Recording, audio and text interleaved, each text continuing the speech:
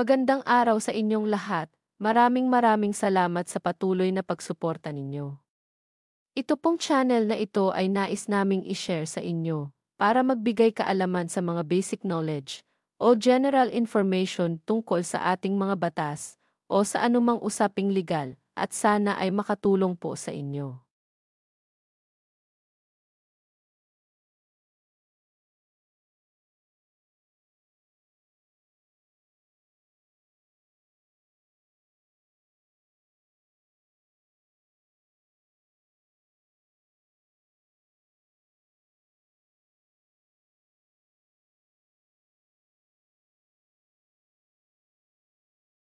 Ang i-discuss natin sa ngayon ay ang basic concept ng estafa o tinatawag na panloloko. Ano ang estafa?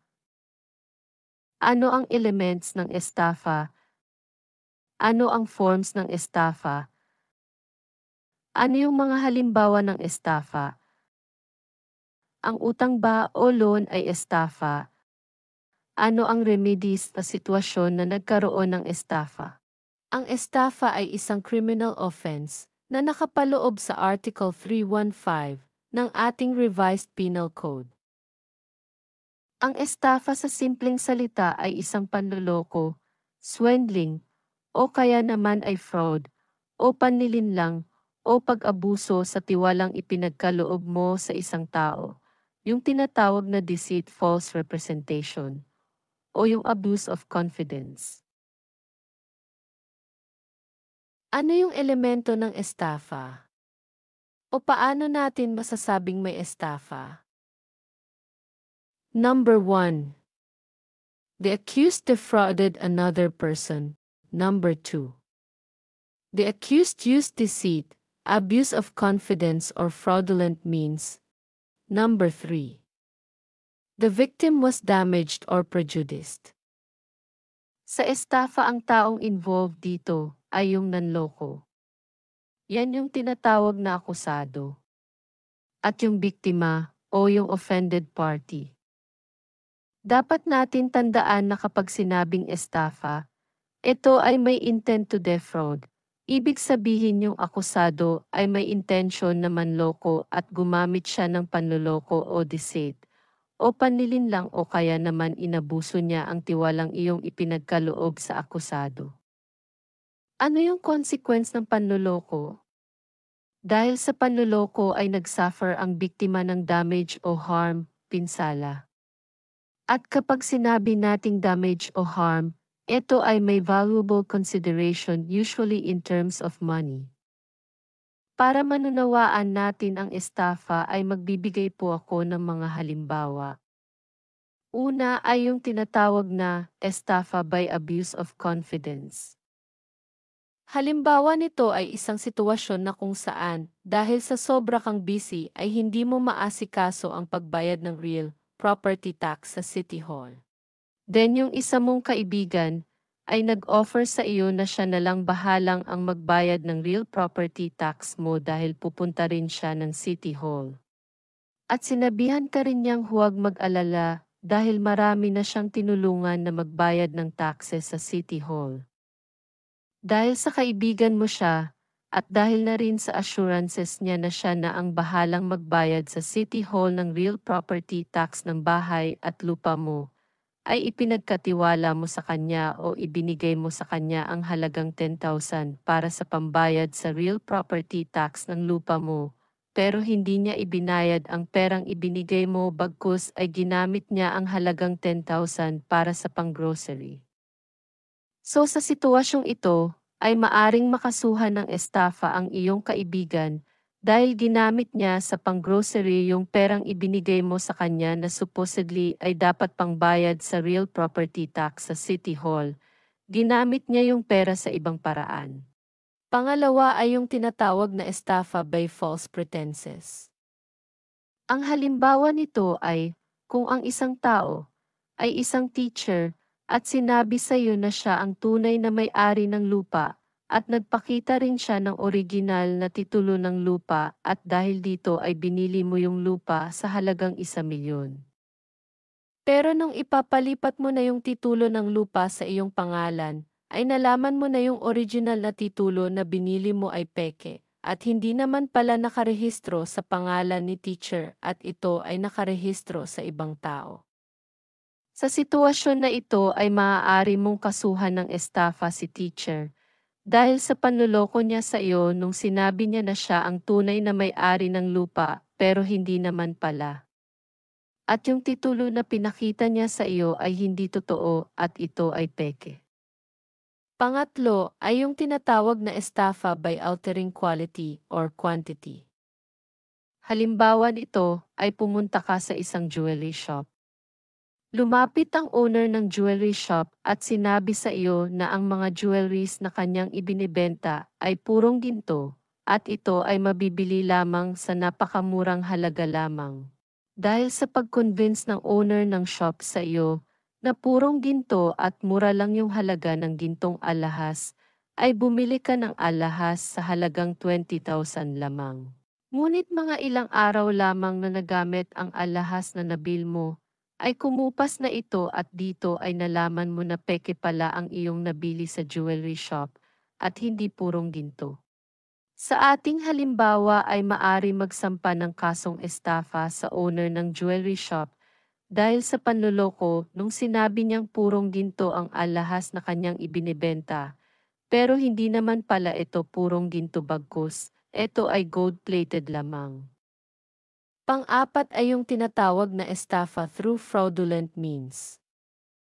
Halimbawa, nagpunta ka sa isang dental clinic. Sa dental clinic ay may nagpakilala sa iyo na isang babae at sinabi niya na siya ay isang dentista at sinabi rin niya na marami na siyang mga naging pasyente at bihasa sa field ng dentistry. Na dahil sa sinabi niya na siya ay dentista at marami na siyang pasyente at siya ay expert o bihasa sa field ng dentistry, ay kinuha mo ang kanyang serbisyo para lagyan ka ng braces. Sa paglagay niya ng braces ay tumanggap siya ng 30,000 pesos. After nalagyan ka na ng braces ay nagkaroon ka ng infection at bumalik ka sa clinic, pero hindi mo na makita yung dentista na naglagay sa iyo ng braces. Nalaman mo na hindi pala totoong dentista yung nakausap mo at kundi isa lamang dental assistant at wala siyang lisensya bilang dentista.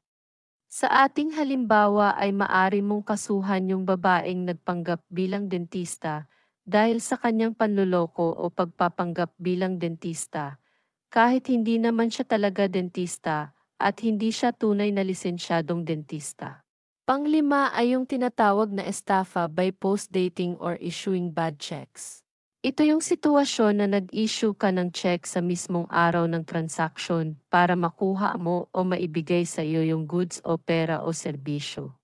Kahit alam mo naman na wala talagang pondo o hindi sapat ang pondo sa bangko para i-cover yung goods, pera o serbisyo na ibinigay sa iyo. Halimbawa, ikaw ay pumunta sa isang tindahan at nais mong bumili ng 10 sakong bigas.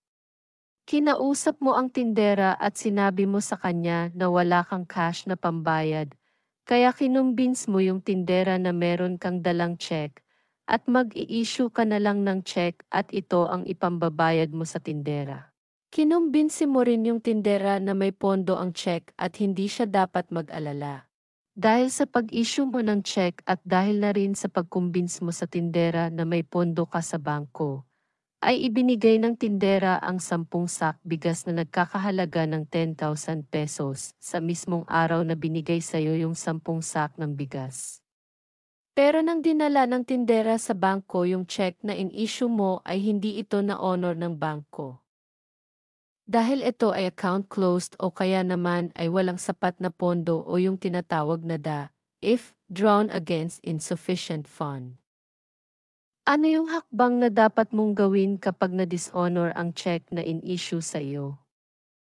Dapat po ay magpagawa po kayo ng notice of dishonor with demand to pay. Usually ang gumagawa nito ay abogado. Ang purpose po nito ay, una para bigyan ng abiso o notice, o i-inform yung taong nag-issue ng check, na yung check na in-issue niya ay hindi na honor at ito ay tumalbog, dahil sa account closed o kulang ang pondo.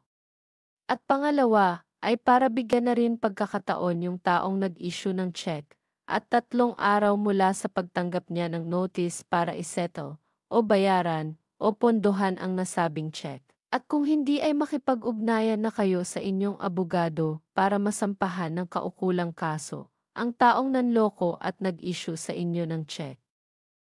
Paano naman kung ang isang tao ay umutang sa iyo? O kaya naman ay kayo ay nagpautang ng pera at hindi kayo nabayaran? Matatawag na bang estafa kung sakaling kayo ay nagpautang ng pera at hindi kayo nabayaran? Sa kaso po ng utang o loan, at ang loan o utang ay covered ng contract of loan, o kaya naman ay promissory note o anumang kasunduang patungkol sa utang o loan. Dapat nating tandaan na ang mere promise to pay o yung simpleng hindi pagbayad ng utang ay hindi po matatawag na estafa.